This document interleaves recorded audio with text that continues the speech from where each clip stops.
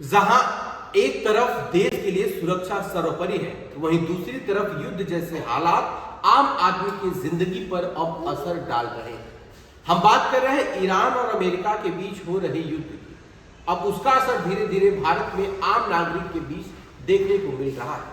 रोजाना यूज होने वाली चाहे सामग्री हो और चाहे चलने वाले संसाधन, हम बात कर रहे हैं गैस सिलेंडर, डीजल और पेट्रोल, साथ ही खाद्य सामग्री। बढ़ती हुई वर्तमान की महंगाई आम जनता के लिए संकट बनकर आई है। छोटे उद्योग करने वाले लोगों के लिए भी बड़ा संकट उनके सामने नजर आ रहा है। छोटे छोटे कार्य और कारखाने चलाने वालों के सामने अब कमर्शियल सिलेंडर का भी संकट धीरे धीरे देखने को मिल रहा है। होटलों में अब व्यवस्थाएं बहुत बदल गई।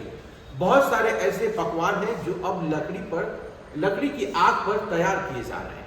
वहीं दूसरी तरफ सिलेंडर के लिए कई जगहों पर लोग कतारों में खड़े हुए भी नजर आए और सोशल मीडिया पर कुछ वीडियो ऐसी भी वायरल हुई जहां डीजल और पेट्रोल के लिए लंबी लाइनें लगी।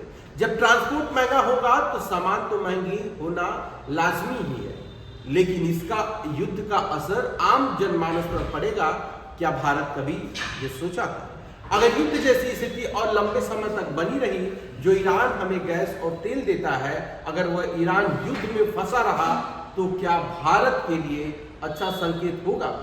युद्ध जल्द से जल्द अगर खत्म होगा, स्थितियां सामान्य होगी तो लोगों को बहुत सारे अवसर मिलेंगे, लेकिन अगर स्थिति यही बनी रही तो लोगों के जीवन पर इसका असर तो दिखेगा ही साथ लोगों की नौकरी, छोटे उद्योग और तमाम ऐसे कार्य हैं जिस पर प्रतिबंध भी लग सकते हैं। अब आप देख सकते हैं मुंबई, दिल्ली, चेन्नई जैसे महानगरों में चाहे वड़ा पाव बेचने वाले हों या इडली बेचने वाले हों या फिर रोज यूज होने वाले सुबह की सामग्री या नाश्ता, ऐसे जो प्रोडक्ट हैं जिसका इस्तेमाल आम जनमानस करता है, वह लोग अगर ये इस स्थिति से नहीं उभरते हैं तो क्या आम जनमानस को सही समय पर नाश्ता और भोजन मिल पाता है? ये सवाल इसलिए करना पड़ रहा है कि बहुत सारे ऐसे लोग हैं महानगरों में रहते हैं जो स्वयं के हाथों से भोजन तैयार नहीं करते हैं, वो होटलों के ऊपर डिपेंड है, वो फुटपाथ पर चल रहे ऐसे छोटे छोटे ठेले हैं जहां से वो अपना पेट भरते हैं।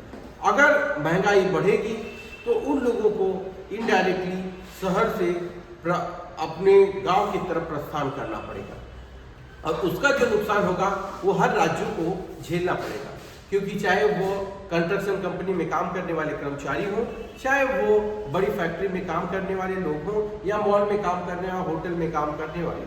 कोरोना जैसी स्थिति में लोगों ने बहुत कुछ सीखा, बहुत कुछ झेला, इसलिए इस बार लोगों के पास पेशेंस लंबा है और पेशेंस रखने की क्षमता है। दूसरी तरफ उनको ये विश्वास है कि ये दिन भी कट जाएंगे। अगर वो कोरोना जैसे संकट को अगर वो झेल लिए तो वर्तमान का संकट बहुत बड़ा नहीं है। लोग संयम के साथ काम भी ले रहे हैं, लेकिन महंगाई जो बढ़ रही है, क्या अगर स्थिति सामान्य होती है तो इस महंगाई को घटाया जाएगा? क्योंकि कोरोना में जिन चीजों का रेट इंक्रीज हुआ था वह अभी तक बना रहा, इसलिए लोगों को और चिंता सता रही है कि थोड़े समय का युद्ध लॉन्ग टाइम के लिए महंगाई पर असर डाल देगा, जिससे आम आदमी की पार्टी पर, आम आदमी के पॉकेट पर इसका असर देखने को मिलेगा। आम आदमी रोजाना जो 500-1000 रुपए कमाने वाले लोग हैं उनके सामने बड़ा संकट नजर आ रहा है। इसलिए अब वक्त आ गया है कि सब देश एक साथ मिलकर ईरान और अमेरिका के युद्ध को समाप्त करें, स्थिति को सामान्य बनाएं, जिससे आम आदमी को नुकसान न झेलना पड़े। बने रहिए आकाश के साथ, बताएंगे बहुत कुछ खास।